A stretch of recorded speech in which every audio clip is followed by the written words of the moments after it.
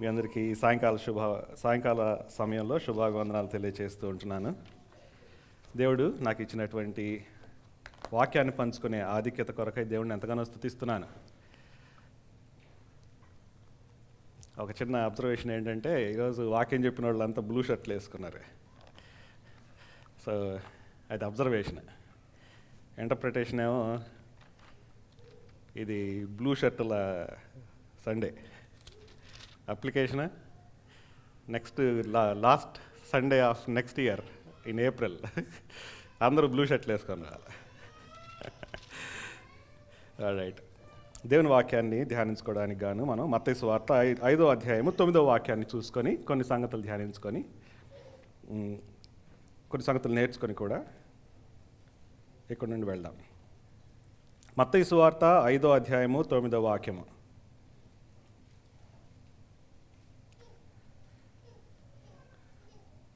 అందరు తీసినట్లయితే నేను చదువుతున్నాను. సమాధానపరచువారు ధన్యులు, వారు దేవుని కుమారులు అనబడుదురు. ప్రార్థన చేసుకుందాం. కృప కలిగిన కనికరం గల తండ్రి, సమాధానకర్తయైన దేవ, ఈ సాయంకాల సమయంలో మీ యొక్క జీవవాక్యంలోనికి మేము చూస్తూ ఉంటున్నాం. మీ యొక్క సత్యాన్ని, మీ వెలుగుని బయలుదేరి చేయనివ్వండి. అవి మాకు త్రోవ చూపుతాయి. నిలబడి మాట్లాడుతున్న మీ దాసుడైన నేను అల్పుడను, ఆశీర్వాదకరమైన మాటలు లేనివాడిన. మీరు మీ సంఘంతో మాట్లాడి క్షేమాభివృద్ధి కలగచేయండి. పౌలు గారు వ్యక్తపరిచిన భయం, ఇతరులకి ప్రకటించిన తర్వాత నేనే భ్రష్టుడినైపోదునేమో అనే భయాన్ని నేను కూడా వ్యక్తం చేస్తూ, నాతో కూడా మీరు మాట్లాడుతున్నటువంటి ఈ వాక్య విషయంలో నన్ను కూడా నిర్దోషినిగా ఉంచగలరని, ఈ వాక్యాన్నంతటినీ నేను పాటిస్తూ మా ప్రియులకి అర్థం చేసుకోవడానికి సహాయం చేసేవానిగా ఉంచగలరని వేడుకొంచున్నాను. సమయాన్ని మీ చేతులు సమర్పించుకుంటూ యేసుక్రీస్తు ప్రభువారి శ్రేయస్నామంలో ప్రార్థిస్తున్నాం తండ్రి, ఆమెన్. మనం ధన్యతల గురించి చూస్తూ ఉన్నాం. ఇప్పటి వరకు దాదాపు 6 చూసాము. ఈరోజు 7 చూడబోతా ఉన్నాం. సమాధానపరచువారు ధన్యులు, వారు దేవుని కుమారులు అనబడుదురు. ఈ ధన్యతల గురించి మనం ఆలోచించేటప్పుడు యేసుక్రీస్తు ప్రభువారు ఆప్షనల్గా విశ్వాసులు పాటిస్తారు లేకపోతే లే అన్నట్టుగా ఎప్పుడు చెప్పినట్టుగా అనిపించలా నాకు. ఎందుకంటే మరి ముఖ్యంగా ఈ ధన్యతలో అక్కడ ఏముంది, సమాధానపరిచే వాళ్ళు ఏమనబడతారు? దేవుని కుమారులు అనబడతారు. దేవుని కుమారులు అనేది చాలా అంటే దేవుని ఫ్యామిలీ కాబట్టి ఇది ఆప్షనల్ కాదు. అంటే సమాధానం పరచకుండా దేవుని ఫ్యామిలీలో లేకుండా ఉండేది ఒక ఆప్షన్ కాదు. ఏమంటారు? విశ్వాసులందరూ కూడా దేవుని యొక్క ఫ్యామిలీ కాబట్టి వాళ్ళందరికీ కూడా ఉండవలసినటువంటి క్యారెక్టర్ ఇది. కాబట్టి పరచడం అనేది అందరికీ ఉండవలసిన క్యారెక్టర్, విశ్వాసులకు అందరికీ ఉండవలసినటువంటి క్యారెక్టర్. ఇది ఆప్షనల్ కాదు. కొంతమంది మాత్రమే ఈ ధన్యత అని మనలో కొంతమంది దులుపుకొని వెళ్ళడానికి వీళ్ళే. కాబట్టి మనందరం కూడా చాలా సూక్ష్మంగా ఈ సంగతులు మనం ఆలోచించాలి. సమాధానపరచువారు ధన్యులు, వారు దేవుని కుమారులు అనబడుదురు ఆ మాట అనంగానే మనకేమని అనిపిస్తుంది? సమాధానపరచడాన్ని బట్టి కొంతమంది దేవుని కుమారులు అనబడుతున్నారంటే సమాధానపరచడం అనేది ఎక్కడి నుండి వచ్చినటువంటి క్యారెక్టరిస్టిక్? మన దేవునిలో ఉన్నటువంటి క్యారెక్టరిస్టిక్. అంతేనా? ఇప్పుడు మనందరం కుటుంబాల్లో ఉంటున్నాం. మనలో ఏదన్నా ట్రైట్ మన తండ్రిలో కూడా ఉందనుకోండి, ఎవరైనా చూసిన వాళ్ళు ఏమంటారు? ఈ బుద్ధి వాళ్ళ నాన్న దగ్గర నుండి వచ్చిందా, వీడికి పుణికి పుచ్చుకున్నాడే అంటారు. అలానే మన దేవునిలో ఉన్నటువంటి క్యారెక్టరిస్టిక్ ఏంటంటే సమాధానపరచడం. అందుకనే సమాధానపరిచే వాళ్ళంతా కూడా దేవుని కుమారులు అంటబడతారు. ఆ ఫ్యామిలీలో ఉన్న ట్రైట్ అనమాట అది. దేవుణ్ణి అయితే సమాధానపరచడం అనే పరిచర్యలు ఎవరుంటారో, లేకపోతే ఆ పనిలో ఎవరైతే నిమగ్నమై ఉంటారో వాళ్ళందరికీ ఆ ట్రైట్ యాడ్ నుండి వచ్చిందండి, దేవుని దగ్గర నుండి వచ్చింది. బైబిల్ చెబుతున్నటువంటి సత్యం ఏంటంటే సమాధానం అనేది మన దేవుని దగ్గర నుండి మాత్రమే వస్తుంది. ఈ లోకంలో మనం చాలాసార్లు పీస్ అనే మాట వింటూ ఉంటాం. ఆ పీస్కి ఒక సింబల్ ఉంటుంది చక్రంలో. అదేంది ఈ మెర్సిడీస్ బెంజ్ సింబల్కి మధ్యలో ఇంకా గీత గీస్తే ఉండే ఆ సింబల్ని పీస్ కోసం వాడుతుంటారు. ఇంకా 4 మంచి మాటలు చెప్పి నలుగురిని సమాధానపరిచారంటే వాళ్ళకి పీసు నోబెల్ ప్రైజ్ కూడా ఇస్తూ ఉంటారు. అయితే ఇచ్చేవాళ్ళకి కానీ పుచ్చుకునే వాళ్ళకి కానీ నిజానికి సమాధానం అంటే తెలియదు. నిజమైన సమాధానం ఎక్కడి నుండి వస్తుందంటే మన దేవుని దగ్గర నుండి వస్తుంది. ఎందుకని ఆ మాట అంటున్నాను? మన దేవుని పేరు యెహోవా షాలోమ్. న్యాయాధిపతుల గ్రంథం 6వ అధ్యాయము 24వ వాక్యం చూడండి. ఇది మొట్టమొదటిసారి పాత నిబంధనలో ఒకే ఒక్కసారి దేవునికి ఈ నామం పెట్టబడింది, యెహోవా షాలోమ్. ఏమన్నది అక్కడ? న్యాయాధిపతుల గ్రంథం 6వ అధ్యాయము 24వ వాక్యము. అక్కడ గిద్యోను యెహోవా నామమున బలిపీఠము కట్టి దానికి యెహోవా సమాధానకర్త అను పేరు పెట్టెను. నేటి వరకు అది ఎబియజ్రీయుల ఓఫ్రాలో ఉన్నది. ఏం పెట్టాడు పేరు అక్కడ? యెహోవా సమాధానకర్త. అది హీబ్రూలో జెహోవా షాలోమ్. అంటే మన దేవుని పేరు మాత్రమే సమాధానకర్త. ఆయన ఒక్కడే సమాధానాన్ని కలగజేసేవాడు. కర్త అంటే కలగజేసేవాడు. తెలుగులో కర్త అంటే క్రియను చేసేవాడు కదా. సమాధానకర్త అంటే సమాధానం కలగజేసేవాడు ఆయన ఒక్కడే. ఇదే ఐడియా మనకి ఇంకో దగ్గర కూడా కనిపిస్తుంది. యేసుక్రీస్తు ప్రభువారి ఈ లోకంలోకి వచ్చి యేసుక్రీస్తు ప్రభువారి గురించినటువంటి ప్రవచనంలో యేసుక్రీస్తు ప్రభువారికి 5 టైటిళ్ళు ఇవ్వబడ్డాయి. మనం యెషయా గ్రంథాన్ని ధ్యానిస్తూ ఉన్నాం. యెషయా గ్రంథం 9వ అధ్యాయం 6వ వాక్యంలో యేసుక్రీస్తు ప్రభువారికి ఇవ్వబడినటువంటి 5 టైటిల్లో ఒక టైటిల్ ఏంటండి? ఆఖరి టైటిల్ చదవండి. యెషయా గ్రంథము 9వ అధ్యాయము 6వ వాక్యము. ఏలయనగా మనకు శిశువు పుట్టెను, మనకు కుమారుడు అనుగ్రహింపబడును. ఎవరండి ఈ శిశువు? ఎవరి కుమారుడు? యేసుక్రీస్తు ప్రభువారు. యేసుక్రీస్తు ప్రభువారు గురించినటువంటి ప్రవచనం ఇది. చదవండి. ఆయన భుజం మీద రాజ్యభారం ఉండును, ఆశ్చర్యకరుడు, ఆలోచనకర్త, బలవంతుడైన దేవుడు, నిత్యుడగు తండ్రి, సమాధానకర్తయగు అధిపతి, ప్రిన్స్ ఆఫ్ పీస్. హీబ్రూలో ఎక్కడ రాసుకున్నాను? Sawyer shalom. షాలోమ్ అనే పదం మనకు బాగా సుపరిచితమైంది. మన ఊళ్ళలో షాలేం రాజ్ అని, షాలేం ప్యాట్ అని, షాలేం ట్రావెల్స్ అని అనగానే మనకి ఏం గుర్తొస్తుంది? పీస్ గుర్తొస్తుంది. అది ఇట్స్ అ హీబ్రూ వర్డ్. ఆయన ఎవరు? సమాధానకర్త యొక్క అధిపతి. మన యేసుక్రీస్తు ప్రభువారికి పెట్టబడిన టైటిల్ అది. అంటే మన ప్రభువు మాత్రమే సమాధానాన్ని కలగజేసేవాడు. ఇంకా క్రొత్త నిబంధనలు కూడా రెండు దగ్గర సమాధానకర్తయగు దేవుడు అని రాయబడి ఉంటుంది. ఉదాహరణకి రోమిలు రాసిన పత్రిక 16 చదవక్కర్లేదు. రోమిలు రాసిన పత్రిక 16వ అధ్యాయము 20వ వాక్యం చూస్తే అక్కడ ఏమని మొట్టమొదట్లోనే రోమన్స్ 16:20 సమాధానకర్తయగు దేవుడు సాతాన్ని మీ కాళ్ళ కింద శీఘ్రంగా తొక్కిస్తాడు. సో సమాధానకర్తయగు దేవుడు. ఇదే అర్థం ఇచ్చేటట్లుగా 1 Thessalonians 5:23లో కూడా ఉంటుంది. సమాధానకర్తయగు దేవుడు. మన దేవుడు సమాధానం కలగజేసేవాడు. Outside of our God there is no peace. So సమాధాన పరిచే వాళ్ళకి ఎవరితో సంబంధం ఉండాలా? సమాధానం అనుగ్రహించి ఆయనతో సంబంధం ఉండాలి. ఆయనతో సంబంధం లేకుండా మాకంతటి మేమే సమాధానం క్రియేట్ చేస్తామని ఎవరు అనుకోవడానికి వీల్లేదు. ఇన్ఫ్యాక్ట్ బైబిల్ చెప్తున్నటువంటి సత్యం ఏంటంటే, ఈ దేవునితో ఎవరికైతే సంబంధం లేదో వాళ్ళకి సమాధానం తెలియదు. రోమీలు రాసిన పత్రిక 3వ అధ్యాయానికి తిప్పితే పౌలు గారు యూనివర్సాలిటీ ఆఫ్ సిన్ఫుల్నెస్ గురించి చెప్తున్నటువంటి భాగాన్ని మనం చదువుకుందాం. రోమీలు రాసిన పత్రిక 3వ అధ్యాయము 9 నుండి 17 వాక్యాలు నేను చదువుతున్నాను. అలాగైనా నేమందుము? మేము వారికంటే శ్రేష్ఠులమా? తక్కువ వారమా? ఎంత మాత్రమును కాదు. యూదులేమి గ్రీసు దేశస్థులేమి అందరూ పాపమునకు లోనై ఉన్నారని ఇంతకు ముందు దోషారోపణ చేసి ఉన్నాము. ఇక్కడ యూదులేమి గ్రీసు దేశస్థులేమి అంటే పౌలు గారి ఉద్దేశం యూదులు యూదేతరులు. ఇక గ్రీస్ దేశస్థులు అన్నారని చెప్పేసి భారతీయుల పేరు చెప్పలేదు కదా అని మనం పాపులం కాదనుకోవడానికి వీళ్ళే. యూదులు యూదేతరులు అందరూ కూడా పాపానికి లోనయ్యున్నారని దోషారోపణ చేస్తున్నాం. దాని గురించి రాయబడింది ఏంటి? యెషయా గ్రంథం 59వ అధ్యాయం, మీరు రాసుకోవాలంటే రాసుకోండి. యెషయా గ్రంథం 59వ అధ్యాయం 7-8 మాటల్లో ఉన్న మాటలు, 7-8 వాక్యాల్లో ఉన్నటువంటి మాటల్ని ఇక్కడ పౌలు గారు కొంచెం మార్చి చెప్తా ఉన్నారు. 10వ వాక్యం, ఇందును గూర్చి వ్రాయబడినదేమనగా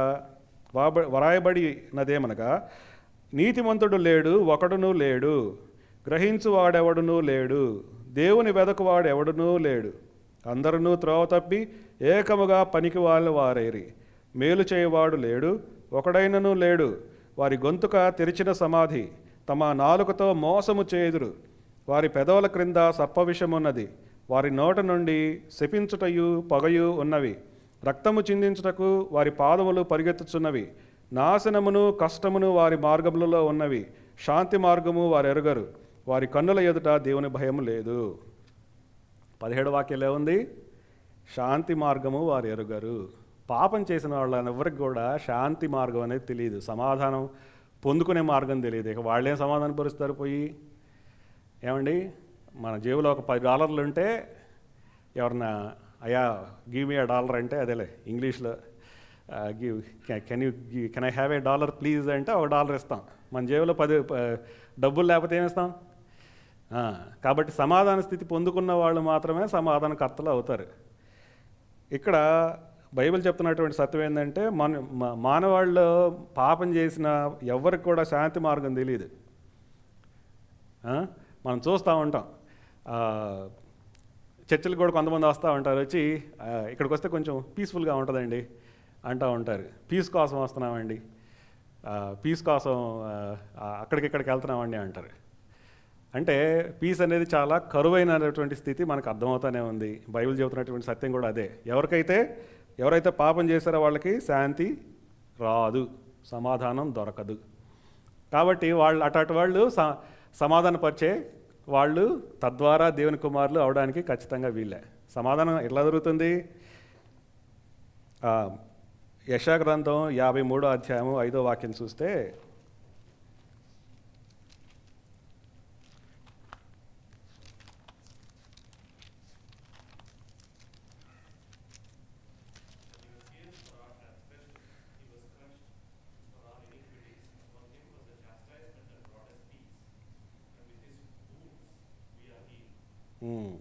తెలుగులోనే సహోదరులు ఇంగ్లీష్లో చదివారు, నేను తెలుగులో చదువుతున్నాను. 53 యెషయా గ్రంథం 5వ వాక్యం, మన అతిక్రమ క్రియలను బట్టి అతడు గాయపరచబడెను, మన దోషములను బట్టి నల్లగొట్టబడెను, మన సమాధానార్థమైన శిక్ష అతని మీద పడెను, అతడు పొందిన దెబ్బల చేత మనకు స్వస్థత కలుగుచున్నది. మన సమాధానార్థమైన శిక్ష అతని మీద పడెను. మనందరం పాపం చేసి సమాధానం పోగొట్టుకుంటే ఆ శిక్ష ఎవరి మీద పడిందండి? యేసుక్రీస్తు ప్రభువారి మీద పడింది. ఈ భాగం అంతా కూడా మనకి సుపరిచితమే. ఈ భాగం ఎక్కడి నుండి వస్తుంది? యేసుక్రీస్తు ప్రభువారు శ్రమలు అనుభవిస్తున్నప్పుడు, ఆ శ్రమలు ఎప్పుడు ఎందుకు అనుభవిస్తారన్నారే అనే సంగతి చక్కగా యెషయా భక్తుడు ఎన్నో వందల సంవత్సరాల ముందు ప్రవచిస్తూ చెప్తున్నటువంటి మాటలు. యేసుక్రీస్తు ప్రభువారి మీద మన సమాధానం కోసం, మనం సమాధానం పొందుకోవాలని దేవుడు శిక్ష విధిస్తే ఆ శిక్ష ఆయన మీద పడింది. అందుకని సమాధానం అనేది పాజిబుల్ అయింది. లేకపోతే మనందరం కూడా సమాధానం లేకుండా అలానే నశించిపోయేవాళ్ళం. కాబట్టి ఎవరైతే యేసుక్రీస్తు ప్రభువారిని తమ సొంత రక్షకునిగా అంగీకరిస్తారో వాళ్ళకు మాత్రమే సమాధానం దొరుకుతుంది. రోమీలు రాసిన పత్రిక చెప్పండి.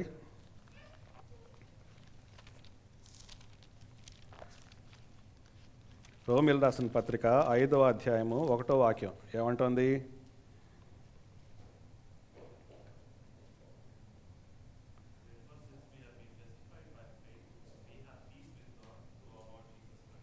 కాబట్టి విశ్వాస మూలమున మనము నీతిమంతులముగా తీర్చబడి మన ప్రభు అయిన యేసుక్రీస్తు ద్వారా దేవునితో సమాధానము కలిగి ఉందాము. ఇక్కడ సమాధానం పొందుకునే ప్రాసెస్లో ఒక పార్టీతో సమాధానం అంటే ఏంటి? సమాధానపరచడం అంటే మొట్టమొదటిగా ఒక స్టెప్ వెనక్కి తీసుకుని ఆలోచిద్దాం. సమాధానపరచడం అంటే ఏంటి? ఇద్దరు పార్టీలు మాటలు లేని స్థితి, లేకపోతే వాళ్ళ మధ్యలో అడ్డుగోడలు ఉన్నటువంటి స్థితి. ఆ అడ్డుగోడలు తొలగించడం, వాళ్ళిద్దరూ సంతోషకరమైన రిలేషన్షిప్ కలిగి ఉండటం అనేదే సమాధానం. ఏమంటారు? ఒప్పుకుంటారు? ఆ డెఫినేషన్ చాలా సులువైన డెఫినేషన్, రైట్? మనం పాపం చేయడం బట్టి కనీసం 3 పార్టీలు ఎఫెక్ట్ అయ్యాయి. 3 రకాల రిలేషన్షిప్స్ ఎఫెక్ట్ అయ్యాయి. లేదా 3 విధాలుగా మన పీస్ దెబ్బతింది. ఒకటి, దేవునితో మనకు సమాధానం లేదు. We don't have peace with God. రెండవదిగా మనుషులకి మధ్యలో కూడా సమాధానం లేదు. దాని సంగతి కూడా చూద్దాం. మూడవదిగా మనుషులకి వాళ్ళకే సమాధానం ఉంటుందా. చాలా రోజుల క్రితం నేను ఒక ఆటోబయోగ్రఫీ చదివా. ప్రిజనర్ ఆఫ్ హోప్ అనే ఆటోబయోగ్రఫీ అనుకుంటాను. అది ఎవరి జీవిత చరిత్ర అంటే ఒక ఆస్ట్రేలియాలో ఉన్నటువంటి ఒక క్రిమినల్ యొక్క జీవిత చరిత్ర. ఆయన భయంకరమైనటువంటి క్రైమ్స్ చేస్తా ఆస్ట్రేలియాలో పట్టుబడి జైల్లో వేయబడ్డాడు. జైల్లో వేయబడిన తర్వాత మారుమనసు పొందాడు. మారుమనసు పొందంగానే ఎంతో సంతోషం, ఎంతో జీవితంలో ఎంతో నష్టపోయాడు. ఆయన జైలు టర్మ్ని సర్వ్ చేస్తూ ఉన్నప్పుడు వాళ్ళ భార్య ఇక ఎన్నో సంవత్సరాలు వాళ్ళు కలిసి ఉండలా. 8 సంవత్సరాలు 9 సంవత్సరాలు జైల్లో వేసినప్పుడు ఇంకా మ్యారేజ్ అనేది అర్థం లేదని చెప్పేసి ఆవిడ వేరే ఆయన చేసుకోవడం, దానికి ఈయన స్ట్రగుల్ కావడం ఇవన్నీ రాస్తాడు. సరే, ఆ ఆటోబయోగ్రఫీలో ఇంకొక తోటి క్రిమినల్ గురించి రాస్తాడు. ఆయన పేరు కూడా గుర్తు రావట్లా నాకు. ఆ క్రిమినల్ ఎందుకు జైల్లో వేయబడ్డాడంటే ఆయనకు ఒక చిన్న కూతురు ఉండేది. ఆ చిన్న కూతుర్ని ఆయన స్టడీ జాబ్ లేక, కూతుర్ని సరిగ్గా చూసుకోలేక, ఒకరోజు ఇక నేను ఈ కూతుర్ని చూసుకోలేను, నన్ను నేనే చూసుకోలేకపోతున్నాను, రేపు ఆయన చనిపోతే ఈ అమ్మాయిని ఎవరు చూసుకోలేరని చెప్పేసి ఒక నిర్ణయానికి వస్తాడు. ఏంటంటే నా కూతుర్ని చంపేసి నేను కూడా ఆత్మహత్య చేసేసుకోవాలి. ఆయన కూతుర్ని చంపేస్తాడు, షూట్ చేస్తాడో ఏదో. ఈయన కూడా తను కానీ షూట్ చేసుకుంటాడు. పాప చనిపోద్ది, ఈయన సర్వైవ్ అవుతాడు. అప్పుడు ఆయన మీద కేసు పెడతారు. కూతుర్ని చంపేశాడని నరహంతకునిగా ఆ జైల్లో పెడితే, ఆ జైల్లో ఉన్నంతకాలం ఆయనకి మనోక్షోభ. ఆయన చాలాసార్లు తాను చంపేసుకోవడానికి ఎన్నోసార్లు అటెంప్ట్ చేస్తాడు. Because his own conscience is not allowing him. ఈ రోజుల్లో కూడా చాలామంది మనసాక్షి గద్దిస్తూ ఉంటే సంతోషం లేక ఎక్కువ మంది తాగేవాళ్ళు తాగేది అందుకేనేమో అనుకుంటాను నేను. మరి ఎందుకంటే నిజానికి ఆల్కహాల్ పెద్ద టేస్టీ ఉండదు. నేను 6 months పొందకముందు తాగిన అనుభవం ఉంది కాబట్టి నేను చెప్పగలుగుతాను. చాలా చేదుగా ఉంటుంది. చేదుగా ఉంది, దాన్ని తీగుంటే తాగితే బాగానే ఉంటుంది, కానీ చేదుగా ఉండే ఎందుకు తాగుతారు? తాగిన తర్వాత కొంచెం కొంచెం మంచి ఫీలింగ్ వస్తుందనేమో. So there are many people who probably drown their guilt. వాళ్ళ మనసాక్షిని కొంచెం నిద్రపోచ్చడానికి, కొంచెం మంచిగా ఫీల్ అవ్వడానికి అని చెప్పేసి తాగేవాళ్ళు ఎంతమంది ఉన్నారు.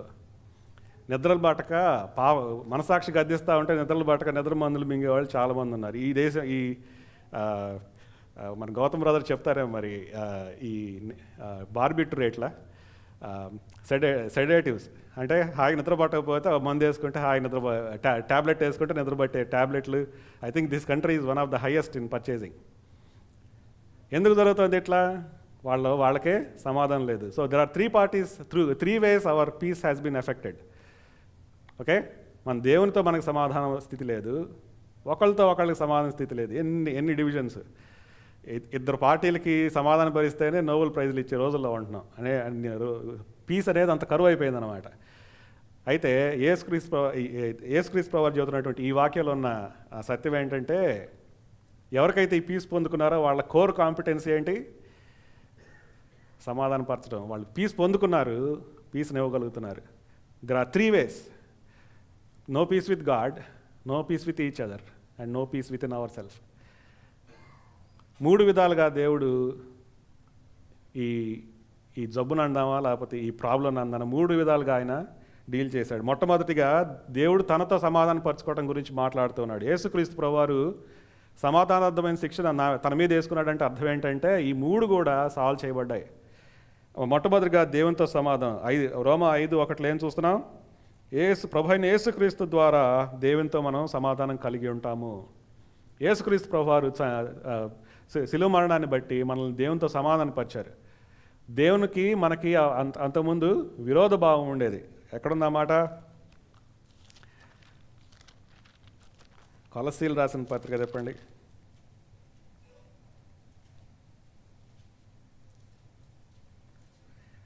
1వ అధ్యాయం 21వ వాక్యం. మరియు కొలస్సీ 1:21. నేను ఒక రిఫరెన్స్ 2 సార్లు చదవకపోతే కొంచెం జ్ఞాపకం చేయండి, if you can't catch it. మరియు గతకాలం ముందు దేవునికి దూరస్తులను మీ దుష్క్రియల వలన మీ మనసులో విరోధ భావం గలవారై ఉండిన మిమ్మును కూడా. అక్కడ ఆపుదాం, తర్వాత వద్దాం మళ్ళీ ఈ పోర్షన్కి. ఎట్లా ఉందండి? మన దుష్క్రియలను బట్టి మనకి దేవునికి విరోధ భావం, వీఆర్ అట్ ఎనిమిటీ. మన మనసులో దేవుడు అంటే శత్రువు. చాలా ఈ రోజుల్లో కూడా మనం చూస్తూ ఉంటాం కదా, దేవుళ్ళు ఉండకపోతే బాగుండు, లేకపోతే బాగుండు, మనకి చాలా హ్యాపీగా ఉంటుంది అనేటువంటి ఉద్దేశం కలిగినటువంటి ఫిలాసఫీలు చాలా వచ్చాయి. We want to throw God out of our institutions. దేవుడు లేకపోతే బాగుండని మన అన్ని రంగాల్లో ఉండి దేవుడిని తోసిపుచ్చడానికి ఎంతో ప్రయత్నిస్తూ ఉంటారు మనుషులు. This is nothing. ఈ స్థితి అనేది పౌలు గారు ఎప్పుడో రాశారు. అయితే యేసుక్రీస్తు ప్రభువు శిలువను బట్టి మనం దేవునితో సమాధానం పరచడం, we have peace with God, that's possible. మనలో చాలామంది ఇన్ఫ్యాక్ట్ ఆ దేవునితో ఆ సమాధానాన్ని ఆల్రెడీ అనుభవిస్తున్నాం. We can all testify to that. అంతేకాకుండా మనుషుల మధ్యలో ఉన్నటువంటి అసమాధానాన్ని కూడా దేవుడు చక్కగా తొలగించి వేశాడు. ఎఫెసీయులకు రాసిన పత్రిక చూసినట్లయితే 2వ అధ్యాయం 11వ వాక్యం నుండి ఆఖరి వరకు చదువుకుంటే మీకు అక్కడ ఉన్నటువంటి సంగతి అర్థమవుతుంది. కాకపోతే ఒక వాక్యం మనం చదువుకుందాం, 14వ వాక్యం చదువుకుందాం.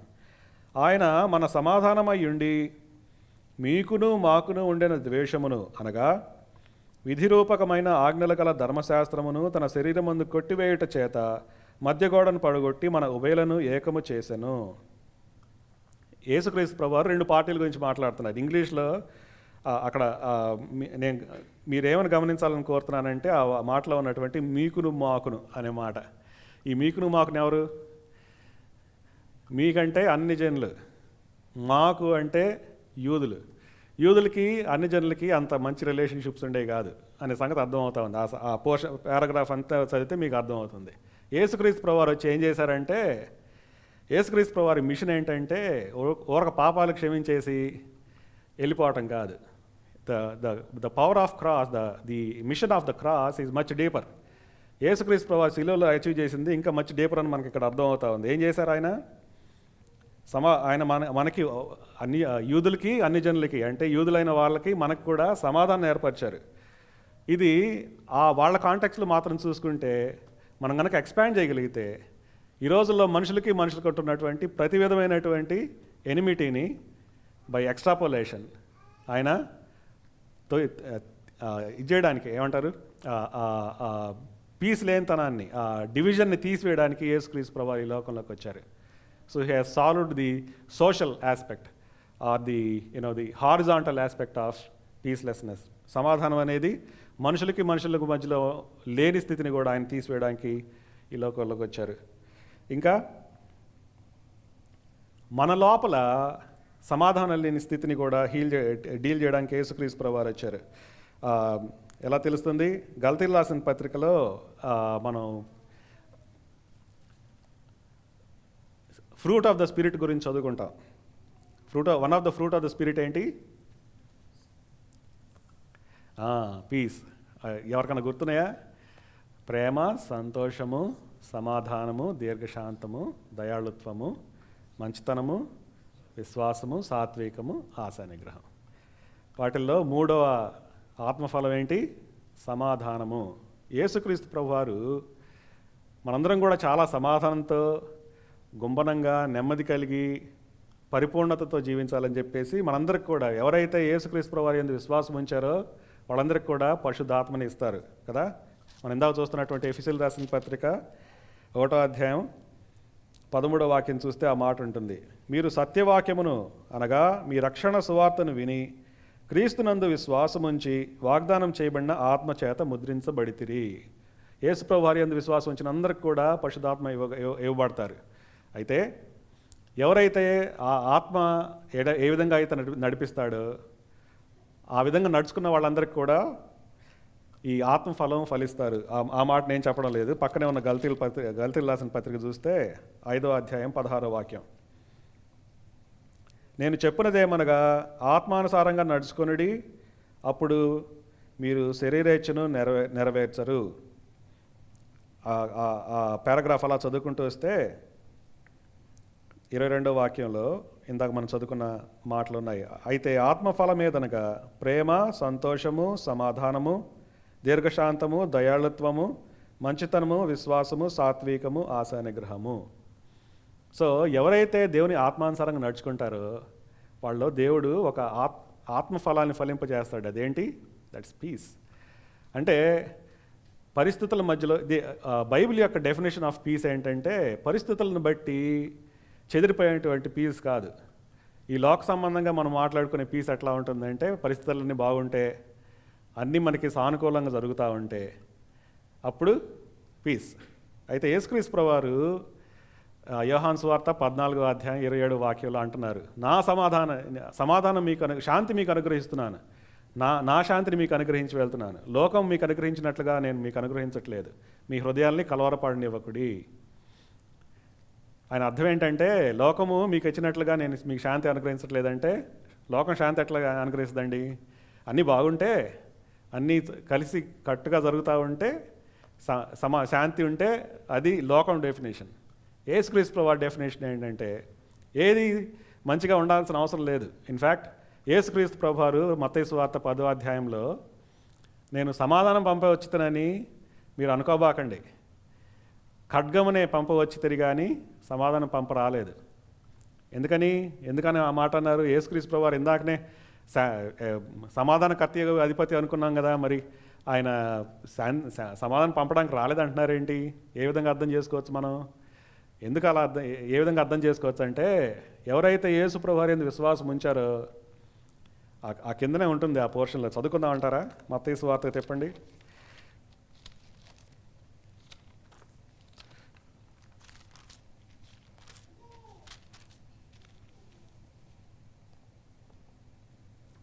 మత్తయి సువార్త 10వ అధ్యాయము 34వ వాక్యం నుండి నేను చదువుతున్నాను. నేను భూమి మీదకి సమాధానమును పంపవచ్చునని తలంచకుడి, ఖడ్గమునే గాని సమాధానము పంపుటకు నేను రాలేదు. ఒక మనుషునికిని వాని తండ్రికిని, కుమార్తెకును ఆమె తల్లికిని, కోడలికిని ఆమె అత్తకును విరోధం పెట్టవచ్చుని. ఒక మనుషుని ఇంటివారే అతనికి శత్రువులగుదురు. ఏంది ఇట్లా అంటున్నారు యేసుక్రీస్తు ప్రభువారు? శత్రుత్వం పెట్టడానికి వచ్చారా? సాయంత్రం సమాధానం పంపించడానికి వచ్చారనుకుంటే ఒకళ్ళకొకళ్ళకి విరోధం అవుతారని చెప్పారా? ఎందుకని అట్లా చెప్తున్నారు? దాని అర్థం ఏంటంటే ఒకళ్ళు యేసు ప్రభువారిని నమ్ముకున్నారనుకోండి, వాళ్ళ ఇంట్లో ఉన్నవాళ్ళే ఆయనకి శత్రువులు అయిపోతారు. శత్రువులు అయిపోయినంత మాత్రాన నీ లోపల ఉన్న సమాధానం పోగొట్టుకోవాలా? అవసరం లేదు, సమాధానంగానే ఉండొచ్చు. వాళ్ళు కూడా మారుమనసు పొందే అవకాశం చాలా ఉంది. అయితే ఎక్స్టర్నల్గా మాత్రం చాలా శ్రమలు వచ్చే అవకాశం ఉంది. మనుషులు శత్రువులు అయిపోయే అవకాశం ఉంది. సో కాబట్టి దేవుడు డిఫైన్ చేసే సమాధానం అంటే ఏంటంటే మనుషుల్ని సంతోషపెట్టి వాళ్ళని ఏ విధంగా అయినా సరే మెప్పించి వాళ్ళతో మంచిగా పాలిగా ఉండటం అనేది దేవుని డెఫినేషన్ ఆఫ్ సమాధానం కాదు. కొన్నిసార్లు ఇతరులు మనకి శత్రువులు అవకాశం ఉంది మన డెసిషన్స్ని బట్టి. అయినా కానీ దేవుడు సమాధానాన్ని మన హృదయాల్లో అనుగ్రహిస్తారు. That is God's definition of సమాధానం. కాబట్టి ఇప్పటివరకు ఏం చూసుకున్నాం? సమాధానం ఏ విధంగా రప్చర్ అయింది, దేవుడు ఏ విధంగా రిస్టోర్ చేశారో చూసాం. మీ అందరికి ఒక ప్రశ్న, ఇటువంటి సమాధానాన్ని దేవునితో పొందుకున్నారా? అది మోస్ట్ ఇంపార్టెంట్ థింగ్. అఫ్కోర్స్ మిగతా 2 సమాధానాలు మీకు ఆటోమేటిక్గా దేవుడు తొందరగానే ఇస్తాడు. అయితే నా ప్రశ్న ఏంటంటే ఇప్పటి వరకు దేవునితో కూడా మీరు సమాధానం పడకపోయినట్లయితే ఈరోజు సాయంత్రం అయినా కూడా మీరు ఎందుకు దేవునితో సమాధానం పడకూడదు? దేవునితో సమాధానం పడకుండా నీకు ఈ లోకంలో సమాధానం అనేది రాదు. అప్పుడప్పుడు దేవుడు కొన్ని సమాధానకరమైన ఘడియలు మీకు అనుగ్రహించవచ్చు, కానీ నిజానికి ఈ దేవునితో సమాధానం పడే వరకు మీకు నిజమైన సమాధానం దొరకదు. కాబట్టి ఈ సాయంకాలమే why don't you think about it? మీరు ఎందుకు ఈ దేవునితో సమాధానం పడకూడదు ఆలోచించండి. ఈ దేవునితో ఎట్లా సమాధాన పడాలి? మనం ఏం చేయాల్సిన అవసరం లే. యేసుక్రీస్తు ప్రభువారు మన సమాధానమైన శిక్ష పొందుకున్నారు, ఆయన మీద మోపబడింది ఆ శిక్ష. కాబట్టి మనం చేయాల్సిందల్లా ఈ దేవుని దగ్గరికి వెళ్ళి, దేవా నేను నీకు విరుద్ధంగా పాపం చేశా, నీకు విరుద్ధంగా ఘోరమైన పాపం చేశాను, ఆ పాపాన్ని తీసివేసుకోవడానికి నేనేం చేయలేను, నా సమాధానం పోగొట్టుకున్నా. అయితే యేసు ప్రభువారి మీద మీరు ఆ శిక్షను మోపారు కాబట్టి ఉచితంగా నా పాపాలు క్షమించి నాకు ఆ సమాధానం దయచేయండి, నా ఈ ప్రభువుని నా సొంత రక్షకునిగా అంగీకరిస్తున్నాను మీరు హృదయంలో చెప్పగలిగితే ఈ గొప్ప సమాధానం మీ సొంతం అవుద్ది. యెషయా గ్రంథంలో ఇందాక నేను ఇచ్చినటువంటి రెఫరెన్స్ 59th చాప్టర్లో దానికి మనం చదువుకున్న 7th 8th వర్సెస్ ముందు, నా ఆజ్ఞలు గైకొని ఎడల మీ సమాధానం నది వల్లే ఉంటుంది, మీ క్షేమం నది వల్లే ఉంటుంది. సేమ్ వర్స్ యాక్చువల్గా మీ మీ మీ క్షేమం అనే మాటకి హీబ్రూలో షాలోమ్ అనే మాట వాడబడింది. అంటే ఈ దేవునికి లోబడగలిగితే, ఈ దేవుని యొక్క మాట విని ఆయన పశ్చాత్తాపంతో ఈ దేవుని దగ్గర రాగలిగితే మీ సమాధానం ఎట్లా ఉంటుందండి? నది వలే ఉంటుంది. ఎవ్వరూ మీ నదిని ఆపగలుగుతాం? సాధారణంగా పెద్ద పెద్ద డ్యాములు గట్ట ఆపుతున్నారు ఈ మధ్య. అంతేగాని సాధారణంగా నది అని మనకి అనిపించగానే నదినంగానే మనకేం గుర్తొస్తుంది? చాలా నీళ్లు, అసలు సమృద్ధి నీళ్ళు అనమాట. అంత గొప్పగా సమాధానం మీ హృదయాల్లో ప్రవహిస్తుంది. కాబట్టి ఈ సమాధానం మీకు పొందుకోవాలని ఎంతగానో కోరుతూ ఉంటున్నాను. అయితే ఇది ఇంకా దేవుని దగ్గర నుండి సమాధానం పొందుకొని వాళ్ళకి చెప్పే మాటలు. పొందుకున్న వాళ్ళకి ఏమైనా బాధ్యత ఉందా? ఇప్పుడు మనం చదువుకున్నటువంటి బాధ్యత ఖచ్చితంగా ఉందని మనం గుర్తించాలి. ఇప్పుడు మన మెయిన్ భాగానికి వస్తున్నాం అనమాట. మత్తయి సువార్త 5వ అధ్యాయం 9వ వాక్యం ఏముంది? సమాధానపరచువారు. మీరు సమాధానం పొందుకున్నారు కొంతమంది, వాళ్ళకైతే ఒక బాధ్యత ఉంది. ఏంటది? సమాధానపరిచే బాధ్యత. ఏ విధాలుగా సమాధానపరిచే బాధ్యత? దేవునితో సమాధానపరిచే బాధ్యత, మనుషులకి మధ్యలో ఉండే అసమాధానాన్ని సమాధానపరిచే బాధ్యత, ఎవరైనా అల్లడి ఏమంటారు, ఎవరైనా కలవరపడతా ఉంటే వాళ్ళని సమాధానపరిచే బాధ్యత కూడా విశ్వాసుల మీద ఉంది. అది చేస్తూ ఉన్నప్పుడు మనం దేవుని కుమారులు అనబడతాం. అంతేనంటారా? లేకపోతే ఎవరు ఎటు పోతే నాకేంటి, నేను దులుపుకొని సంతోషంగా ఉంటానంటే కుదురుద్దా? ఎవరు పిలువబడతారు ఆ దేవుని కుమారులని? దేవునికి పరిచేవారు మాత్రమే దేవుని కుమారులు అనబడతారు. ఓకే, దేవునితో సమాధానపరచబడటం. పౌలు గారు సువార్తని సమాధాన సువార్త అని పిలుస్తారు. మనందరం కూడా అదే సువార్తను విని ఈ దేవునితో సమాధాన పడ్డాం. సువార్త విన్నప్పుడు మనకేం జరిగింది? ఈ దేవునితో సమాధానపరచబడ్డాం, దేవునితో సమాధానం మనకు దొరికింది. కాబట్టి పౌలు గారు ఏమంటున్నారు? దాన్ని సమాధాన సువార్త. ఈ సమాధాన సువార్త అనే ఫ్రేజ్ ఎక్కడెక్కడ దొరుకుతుందంటే ఎఫ్సీలు రాసిన పత్రిక 6వ అధ్యాయము 15వ వాక్యం అనుకుంటా. సర్వాంగ కవచం గురించి మాట్లాడుతూ ఉన్నప్పుడు సమాధాన సువార్త వలనైన సిద్ధ మనసును అనుజోడు అనేది మీరు తొడిగించుకోవాలి అని పౌలు గారు హెచ్చరిస్తూ ఉన్నారు. అంటే విశ్వాసులందరికీ ఏముండాలి? చెప్పులు ఉండాలి. ఆ చెప్పులేంటి?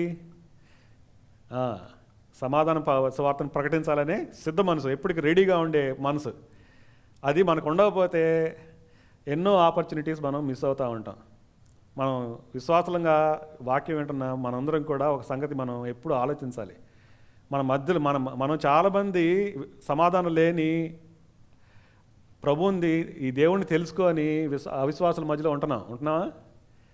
వాళ్ళు చాలా రేర్గా దొరికే కామోడిటీయా.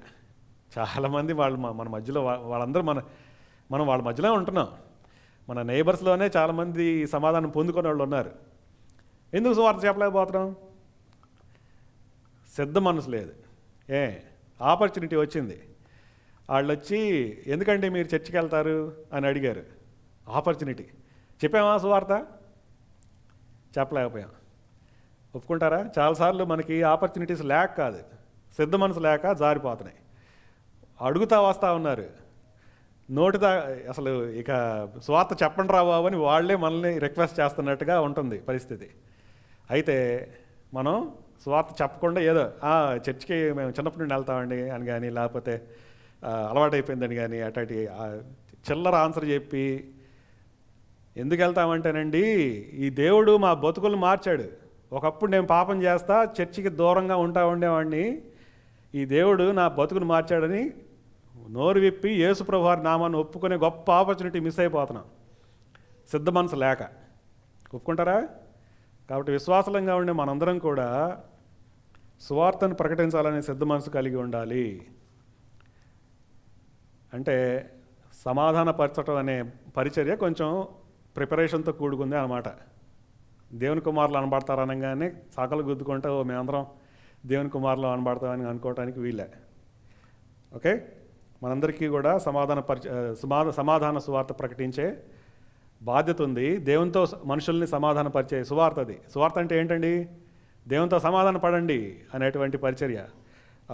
పౌలు గారు దాని గురించి మాట్లాడుతూ 2 కొరింథీ రాసిన పత్రిక 5వ అధ్యాయం ఆఖరి మాటల్లో కొన్ని మాటలు చదువుకుంటాం. 2 కొరింథీ పత్రిక 5వ అధ్యాయము 18వ వాక్యం నుండి నేను చదువుతున్నాను. సమస్తమును దేవుని వలనైనవి, ఆయన మనలను క్రీస్తు ద్వారా తనతో సమాధానపరుచుకొని ఆ సమాధానపరచు పరిచర్యను మాకు అనుగ్రహించను. అదేమనగా, దేవుడు వారి అపరాధములను వారి మీద మోపక క్రీస్తునందు లోకమును తనతో సమాధానపరుచుకొనుచు ఆ సమాధాన వాక్యమును మాకు అప్పగించెను. కావున దేవుడు మా ద్వారా వేడుకున్నట్టు మేము క్రీస్తుకు రాయబారులమై దేవునితో సమాధానపడుడి అని క్రీస్తు పక్షంగా మిమ్మల్ని బతిమాలుకొంచున్నాము. ఎందుకనగా మనం ఆయన యందు దేవుని నీతి అగునట్లు పాపమెరుగని ఆయనను మన కోసం పాపంగా చేసెను. దేవుడు చాలా మూల్యం చెల్లించాడు. పాపం ఎరగని ఆయన్ని, పాపం అంటే మనం అంటాం కదా, అభంశవం తెరితే ఎరుగనోడు అని. ఆ విధంగా పాపం ఏమాత్రం ఎరుగనటువంటి యేసుక్రీస్తు ప్రభువాన్ని దేవుడు ఏ విధంగా చేశాడండి? పాపంగా చేశాడు. ఏమంటారు? మనకున్న పాపాలు జ్ఞాపకం చేసుకోండి.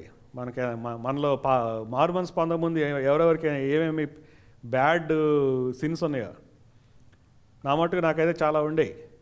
అయితే వాటన్నిటిని కూడా యేసుక్రీస్తు ప్రభువారే ఆ పాపాలన్నీ చేశారా అన్నట్టుగా ఈ దేవుడు ఆయన్ని పాపంగా చేశాడు. చాలా పెద్ద మూల్యం చెల్లించాడు. కాబట్టి ఇక మీదట దేవుడు మన చుట్టూ ఉన్న మన ఫ్రెండ్స్లో ఉన్నటువంటి పాపాలని వాళ్ళ మీద మోపాలని ఇష్టపడటంలా. 19వ వాక్యం ఏమంటుంది? దేవుడు వారి అపరాధములను వారి మీద మోపక, దేవుడు God is not planning to count since of people anymore. యేసుక్రీస్తు ప్రభు వారిని సంతరక్షకునిగా అంగీకరించిన ఎవరి పాపాలు కూడా దేవుడు వాళ్ళ అకౌంట్లో వేయాలని ఇష్టపడటం లేదు. If God is willing, what excuse do we have? దేవుడు మేము రక్షించాలని కోరుకుంటున్నాడండి అని చెప్పడమే మన బాధ్యత. అక్కడ పౌలు గారు చేస్తున్నటువంటి పరిచర్య ఏంటండి? సమాధాన వాక్యాన్ని మోసుకెళ్ళిపోతున్నాడు. అందరితో సమాధానం పండరా బాబు. ఏమంటున్నాడండి అక్కడ? బతిమాలుకుంటున్నాడంట క్రీస్తు పక్షంగా. యేసుక్రీస్తు ప్రభువారు స్వయాన మన మధ్యలో ఉంటే ఆయన ఏం చేస్తాడు తెలుసా మీకు? బతిమాలుకుంటాడు. బాబు మారు మనసు పొందండి అయ్యా, నరకానికి పోతారు, కాలిపోతారు నరకంలో. ఎందుకు వెళ్తారు అక్కడికి? మీ పాపాలని మీ అకౌంట్లో చూడడానికి ఇష్టపడలే నేను, వచ్చేసేయండి, నన్ను నమ్ముకోండి అని దేవుడు యేసుక్రీస్తు ప్రభువారు ఈ లోకంలో ఉంటే ఆ మాటలు మాట్లాడతారు. యేసుక్రీస్తు ప్రభువారు ఈ లోకంలో లేరు ప్రస్తుతం. అయితే ఆయన పక్షంగా కొంతమంది ఉన్నారు. ఎవరు? మనమే. మారు మనసు పొందాము, దేవునితో సమాధానం స్థితి ఏర్పరచుకున్నాం అనుకునే మనమే ఉన్నాము. మనం క్రీస్తు రాయబారులుగా ఏమని చెప్పాలండి? బతిమాలుకోవడమే. వాళ్ళు అసహించుకున్న బతిమాలుకోవటమే, వద్దురా బాబు నువ్వు మా ఇంటికి రావద్దని చెప్పినా బతిమాలుకోవటమే మన బాధ్యత. ఏమంటారు? ఎందుకంటే ఒకప్పుడు యేసు ప్రభు వారు అదే బతిమాలుడితో మనల్ని బతిమాలుకున్నారు. ఒప్పుకుంటారా? ఆయన బతిమాలుకుంటే 15 ఏళ్ళు పట్టింది నాకు మారు మనసు పొందడానికి. మీకెన్ని సంవత్సరాలు పట్టిందో? 10 ఏళ్ళు బతిమాలుకుంటే దేవుని ప్రేమ అర్థం చేసుకున్నా. అట్లాంటిది ఎంతగా మనం మన ఫ్రెండ్స్ని బతిమాలుకోవాలి? ఒక్కసారి మన మొహం మీద తలిపేస్తే మళ్ళీ వాళ్ళ గడుపు తాకడానికి ఇష్టపడం. అయితే ఈ దేవుని యొక్క ప్రేమను బట్టి మూవ్ చేయబడి మనం బతిమాలుకోవడం నేర్చుకోవాలి. సమాధాన పరిచర్యలో మనం ఉన్నాం. దేవునితో మనుషుల్ని దేవునితో సమాధాన పరిచర్య. ఓకే, ఇంకా ఏ విధంగా సమాధాన పరచాలి మనం? మనుషులకి సమాధానం. ఇందాక మనం ఒక కాంటాక్ట్ చూసుకున్నాం. ఏంటది? ఒకళ్ళు యేసు ప్రభు వారిని నమ్ముకుంటే వాళ్ళకి శత్రువులు అయిపోయే వాళ్ళు ఉంటారు. ఆ శత్రువులను ఏ విధంగా డీల్ చేయాలని యేసుక్రీస్తు ప్రభువారు చెప్తున్నారు మత్తయి సువార్త 5వ అధ్యాయము 43వ వాక్యం నుండి నేను చదువుతున్నాను. మత్తయి సువార్త 5వ అధ్యాయము 43 నుండి నేను చదువుతున్నాను. నీ పొరుగువాని ప్రేమించి నీ శత్రువుని ద్వేషించమని చెప్పబడిన మాట మీరు విన్నారు కదా. నేను మీతో చెప్పినదేమనగా, మీరు పరలోకమందున మీ తండ్రికి కుమారులై ఉండునట్లు.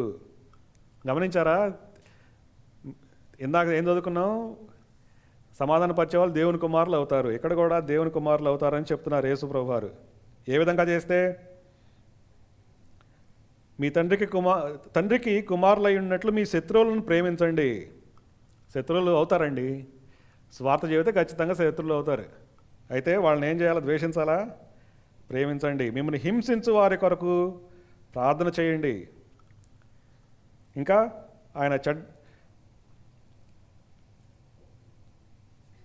ఆయన అంతవరకు చాలని నేను అనుకుంటున్నాను. సో రెండు ముక్కలు.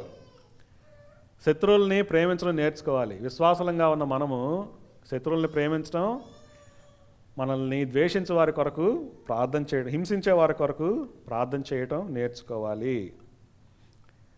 ఇక్కడ కూడా మనం ప్రార్థన చేయాల్సిన అంశం చాలా క్లియర్గా యేసుక్రీస్తు ప్రభువు వారు హెచ్చరిస్తున్నారు. మనల్ని హింసించే వారి కోసం ప్రార్థన చేయాలి. ప్రార్థన చేయమని యేసు ప్రభువు వారు చెప్పారు. ప్రార్థన చేయాల్సిన బాధ్యత మన మీద ఉంది. ఓకే. ఇంకా అది సాధారణంగా శత్రువులు అవటం, హింసించబడటం అనేది ఎవరికి మధ్యలో జరుగుద్ది? విశ్వాసులకి అవిశ్వాసులకు మధ్యలో జరిగే పరిచర్య. విశ్వాసులే అవిశ్వాసుల్ని ద్వేషించడం, హింసించడం అనేది చేయకూడదు. అది ఇట్స్ ఆల్ అది ఆబ్వియస్ అని అనుకుంటున్నా. సమాధానాన్ని పొందుకున్న మనము అసమాధానానికి కారణంగా ఉండకూడదు అనే మాట చెప్పాల్సిన అవసరం లేదని నేను అనుకుంటున్నా. సరేనా? మీలో ఎవరికన్నా పక్కన వాళ్ళతో పెట్టుకొని వాళ్ళకి టెన్షన్ తెప్పించి వాళ్ళ కోపం రేపి అలా చేసే ఇది ఉంటే దేవుని సన్నిధికి వెళ్ళి ఒప్పుకోండి. అసమాధానం అనేది విశ్వాసుల ప్రవర్తన బట్టి రావడానికి వీల్లేదు. సామెతలు ఇందాక మనం రోమిలు రాసిన పత్రిక 3వ అధ్యాయంలో చూసుకున్న వాక్యం ఏంటంటే, మన నోరు చెడిపోయింది కదా. మనందరం పాపులం అనే సంగతి పౌలు గారు ఎక్స్ప్లెయిన్ చేస్తా, కొన్ని ఫ్యాకల్టీస్ చెడిపోయాయి పాపం వల్ల అని చెప్పిన దానిలో నోటి గురించి, నాలుగు గురించి, పెదాల గురించి, ఎక్కువగా గొంతు గురించి మాట్లాడతారు. అంటే మన నోటి వల్ల ఎక్కువగా మనం పాపం చేస్తూ ఉంటామనేమో. విశ్వాసులైన వాళ్ళలో కూడా కొంతమందికి ఈ కొంచెం లూజ్గా ఉంటాయి. జాగ్రత్తగా ఉండాలి మనం. ఎవరికి ఇద్దరు మనుషుల మధ్యలో పొలలు పెట్టడం, వాళ్ళ మధ్య అసమాధానం తీసుకురావడం అనేది మనం చేయకూడదు. అది చెప్పాల్సిన అవసరం లేదని అనుకుంటున్నా. సరే, అవిశ్వాసులకి విశ్వాసుల మధ్యలో ఉన్నటువంటి ఆ సంబంధాల సమాధానం గురించి మాట్లాడాం. మూడవదిగా విశ్వాసులకు ఉండాల్సినటువంటి సమాధానం గురించి పౌలు గారు 1 దెస్సలోనిక పత్రిక 5వ అధ్యాయం 13వ వాక్యంలో ఈ విధంగా రాస్తూ ఉన్నారు. 1 దెస్సలోనికలు రాసిన పత్రిక 5వ అధ్యాయము 13వ వాక్యం ఆఖరి భాగంలో, బి భాగంలో ఏమనుంది? మరియు ఒకరితో ఒకడు సమాధానముగా ఉండుడి. పౌలు గారు ఒక కమాండ్ ఇస్తున్నారు. అంటే విశ్వాసులకు మధ్యలో కూడా సమాధానం అనేది న్యాచురల్గా రాదనమాట.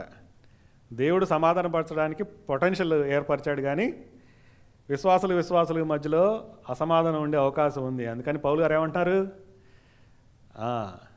సమాధానము కలిగి ఉండండి. ఎఫెసీయులకు రాసిన పత్రిక 4వ అధ్యాయంలో కూడా మొట్టమొదటి మాటల్లో సమాధాన బంధం చేత ఆత్మ కలిగించే ఐక్యతని కాపాడుకోవడానికి ప్రయాసపడమని పౌలు గారు చెప్తా ఉన్నారు. అంటే ఆటోమేటిక్గా రాదు. మనలో పొటెన్షియల్ ఉంది సమాధానంగా ఉండడానికి, కానీ ఆటోమేటిక్గా రాదు. కాబట్టి ఎక్కడ మొదలు పెడదాం? మన సంఘాల్లో మొదలు పెడదాం. ఇది సంఘానికి రాస్తా ఉన్నాడు పౌలు గారు. విశ్వాసుల మధ్యలో సమాధానం కావాలి కాబట్టి మన సంఘంలో మొదలు పెడదాం. సంఘం కంటే ముందు మన సొంత ఇళ్లలో పెడదాం. ఏమంటారు?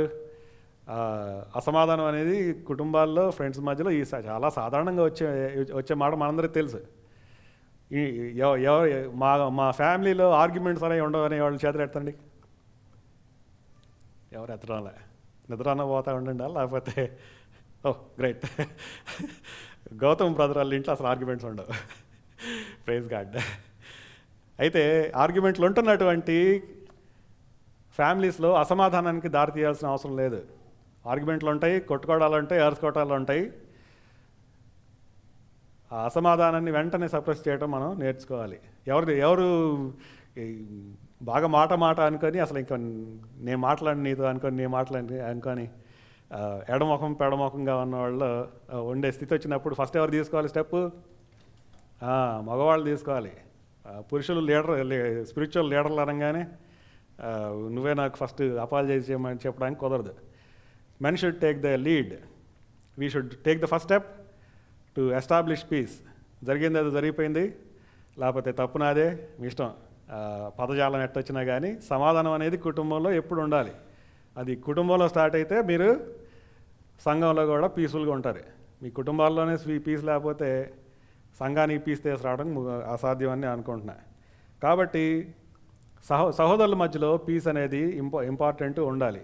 అది మనం ప్రాక్టీస్ చేయాలి విశ్వాసుల మధ్యలో. ఆఖరిగా పర్సనల్గా కూడా మనం పీస్ని పోగొట్టుకునే సందర్భాలు మన జీవితాల్లో వస్తూ ఉంటాయి. అది ఏదైనా కావచ్చు. స్టూడెంట్స్ లైఫ్లో ఉన్నప్పుడు ఉద్యోగాల కోసం కావచ్చు, లేకపోతే పెళ్ళైన వాళ్ళకి పిల్లలు, ఎదుగుతున్న పిల్లలు ఉన్న వాళ్ళకి పిల్లలు ఏమైపోతారని ఈ అన్ని అవకాశాలు ఉన్నాయి. పౌలు గారు అంటున్నారు, మీకు ఒక టూల్ ఇవ్వబడింది. ఏంటది? ప్రార్థన. ఫిలిప్పీలు రాసిన పత్రికలో 4వ అధ్యాయము 7వ వాక్యం. అందుకంటే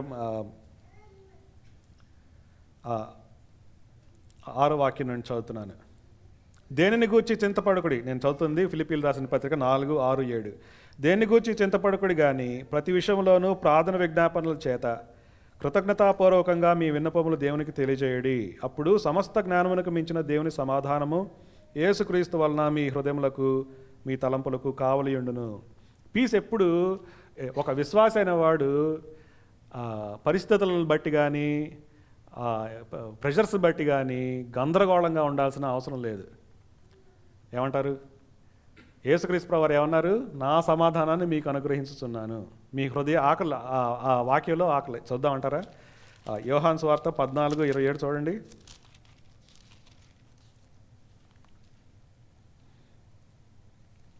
యోహాను 14:27. శాంతి మీకు అనుగ్రహించి వెళ్ళుచున్నాను, నా శాంతిని మీకు అనుగ్రహించుచున్నాను. లోకమిచ్చినట్లుగా నేను మీకు అనుగ్రహించటలేదు. మీ హృదయములను కలవరపడనివ్వకుడి, వెరవనివ్వకుడి. హృదయాలు కలవరపడొద్దనేది దేవుని ఆజ్ఞ. కాబట్టి విశ్వాసులైన వాళ్ళు చేయిటి బాటికి గందరగోళం అయిపోయి పక్కనున్న వాళ్ళని గందరగోళం పెట్టి అలా ఉండడానికి అస్సలు వీల్లేదు. ఒక విశ్వాసం చూడగానే ఏం కనిపించాలా? దేవుని యొక్క సమాధానం వాడి జీవితంలో రాజ్యం చేస్తున్నారా బాబు అనుకోవాలి అందరూ. ఏమంటారు? దానికి కావలసినటువంటి రిసోర్సెస్ దేవుడు ఇచ్చాడు. పొరపాటున ఒకవేళ అటువంటి సందర్భాలు ఏదైనా వస్తే ప్రభు సన్నిధికి వెళ్ళిపోయి ప్రార్థన చేసుకుంటే మనకు సమాధానం రాకపోవచ్చు, కానీ ఆ జ్ఞానానికి మించిన క్రీస్తు సమాధానం మన హృదయాలకి తలంపులకు కావాలి ఉంటుంది. కాబట్టి ఒక విశ్వాసి నా జీవితంలో సమాధానం లేదురా బాబు అని చెప్పడానికి అస్సలు వీలు లేనటువంటి పగడ్బందీగా దేవుడు అన్ని రిసోర్సెస్ని అనుగ్రహించాడు. కాబట్టి మనందరం కూడా సమాధానపరిచే సువార్తలో సమాధానపరిచే పరిచర్యలో మనం చక్కగా కొనసాగచ్చు. మన విషయమే కాకుండా ఎవరన్నా ఒకవేళ ఎవరన్నా విశ్వాసి బలహీనంగా ఉంటే వాళ్ళని నెమ్మదిపరిచేటువంటి మాటలు చెప్పగలిగే కృప కూడా దేవుడు ఇస్తాడు. యాక్చువల్గా ఈ యొక్క రిఫరెన్స్ చూసుకుందాము, తర్వాత ప్రార్థన చేసుకుందాం. యెషయా గ్రంథంలో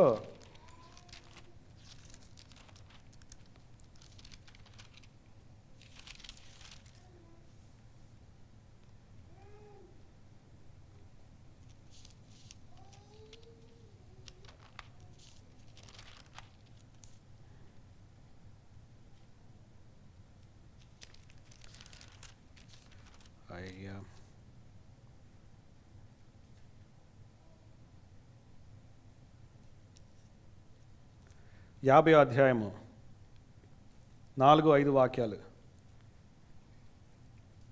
యెషయా గ్రంథము 50 అధ్యాయము 4-5 వాక్యాలు. అలసిన వాణిని మాటల చేత ఓరడించు జ్ఞానము నాకు కలుగునట్లు శిష్యునికి తగిన నోరు యెహోవా నాకు దయచేసి ఉన్నాడు.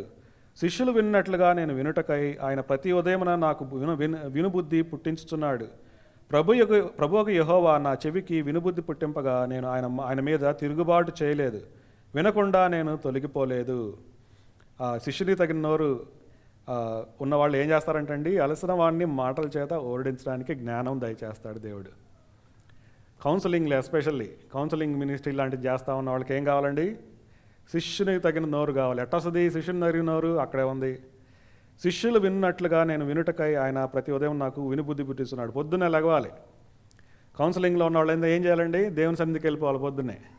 దేవుడు వాళ్ళకి వినుబుద్ధి పుట్టిస్తే తిరుగుబాటు చేయకూడదు. నిద్ర వస్తుందని ఫోన్ కాల్లోని ఏం చేయకూడదు. అప్పుడు ఏం వస్తాడు దేవుడు? శిష్యునికి తగిన నోరు దొరుకుద్ది వాళ్ళకి. వాళ్ళు ఏం చేస్తారు? అలసిపోయిన వాళ్ళకి మాటల చేత ఓర్డించే జ్ఞానాన్ని దేవుడిస్తాడు. ఇటువంటి వాళ్ళు కౌన్సిలింగ్ చేస్తే ఎంత నలిగిపోయిన వాళ్ళు కూడా, ఎంత అలసిపోయిన వాళ్ళు కూడా అబ్బా పర్లేదనిపిస్తుంది. సో ఆ పరిచర్య చేయగలగాలంటే మనకేం కావాలి? శిష్యుల నోరు కావాలి. కాబట్టి ఈ దేవుని సన్నిధిలో మనం అది కూడా పొందుకోవాలి. నేను ఎంతగానో కోరుచున్నాను. కాబట్టి ఏం చూసుకున్నాం ఇప్పటివరకు? సమాధానపరచడం అనేది, సమాధానపరిచే వాళ్ళు ఏమనబడతారండి?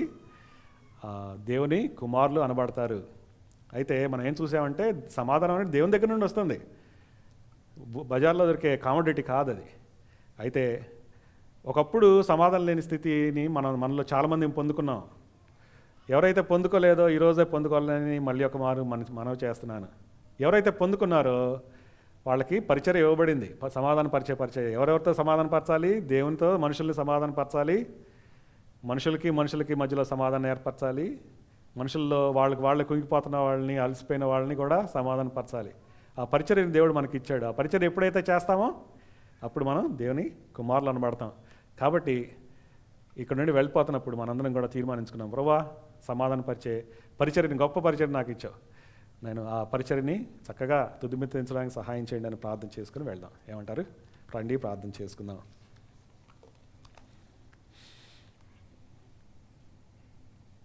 కృపగల కనికరంగల మహోన్నతుడు అయిన తండ్రి, సమాధానకర్తవైన దేవ, మీ యొక్క సమాధానాన్ని పొందుకోవడానికి మేమేం చేయకపోయినప్పటికీ యేసుక్రీస్తు ప్రభువారి మీద మా సమాధానార్థమైన శిక్షని మీరు మోపారు. దాన్ని బట్టి మాలో చాలామంది మీతో సమాధాన స్థితిని ఈ లోకంలో సమాధాన స్థితి పొందుకున్నాం. మీకు స్తోత్రాలు. మా రక్షణ కొరకై స్తోత్రాలు. ఎంతమంది అయితే ఇంకా ఈ సమాధాన స్థితి మీతో పొందుకోలేదో ఆ సమాధాన స్థితి పొందుకోవడానికి, వాళ్ళ సమాధానం, వాళ్ళ నెమ్మది నది వలె ఉండగలగటానికి సహాయం చేయండి. ఈ గొప్ప ఆపర్చునిటీని ఎవరు పోగొట్టుకుండా సహాయం చేయండి. పొందుకున్న మాకు సమాధాన పరిచర్యనిచ్చారు. మీ వాక్యాన్ని, మీ సువార్తను సమాధాన సువార్త అన్నారు, సమాధాన వాక్యము అన్నారు. పౌలు గారు పొందుకున్నటువంటి ఆ పరిచర్య మాకు కూడా అనుగ్రహించబడింది. మనుషులు దేవునితో సమాధాన పడాలని వేడుకునేటువంటి పరిచర్య. అయితే అనేక మార్లు సిద్ధ మనసు లేక మేము ఎన్నో ఆపర్చునిటీస్ పోగొట్టుకున్నాం. మమ్మల్ని దయతో క్షమించండి. సమాధాన పరిచే వాళ్ళే దేవుని కుమారులు అనబడతారు.